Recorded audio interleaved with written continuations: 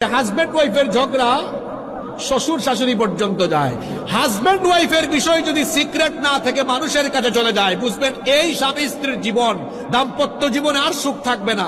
Husband ওয়াইফের মধ্যে মান অভিমান হবে, একদিন দুই দিন কথা বলবে না, কিন্তু এই খবর হাজব্যান্ড ওয়াইফের বাইরে তৃতীয় ব্যক্তির কাছে যাবে না। কথা বুঝতে পেরেছেন কি বলেছি?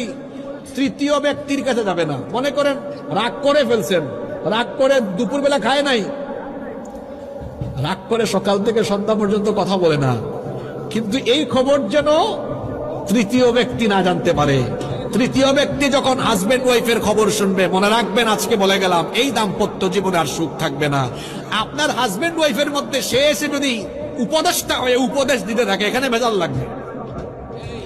নিজের স্ত্রীকে নিজে কন্ট্রোল করুন, এবং বোনদেরকে বলছি নিজের স্বামীর খেদমত করুন, স্বামীর সাথে ভালো আচরণ করুন। হাজবেন্ড ওয়াইফের